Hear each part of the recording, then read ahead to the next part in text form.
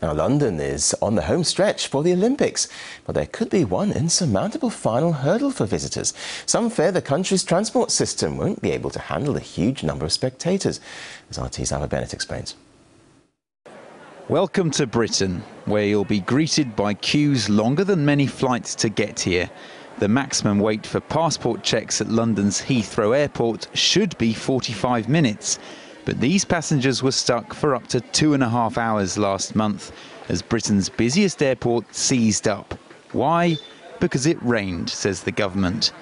There are huge problems with the transport infrastructure in London, as anybody who has visited the city will realise. We are basically running on a kind of 1950s infrastructure in terms of airports, railways, the metro system. 3 million journeys a day are enough to make even normal service grind to a halt on London's famous Underground. Never mind the gap, it's severe delays and impromptu line closures that are notorious here. And with a surge of 15 million journeys on the busiest days of the Olympics, it's no wonder even transport officials admit you'll be better off on foot. This is Waterloo Station, one of London's busiest and an Olympic transport hotspot.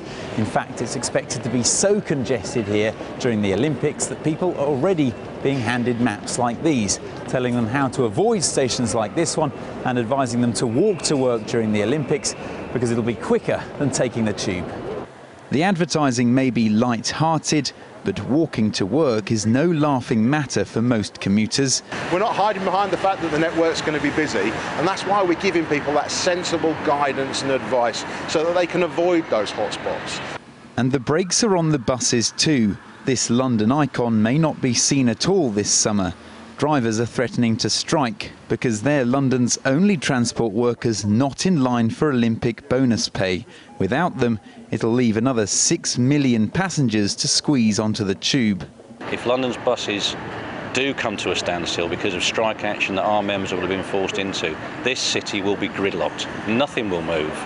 People won't get to the games. The athletes, the journalists, the coaches and the spectators won't even get anywhere near that Olympic park.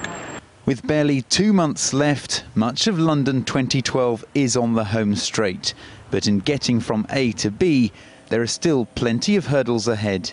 Ivor Bennett, RT, London.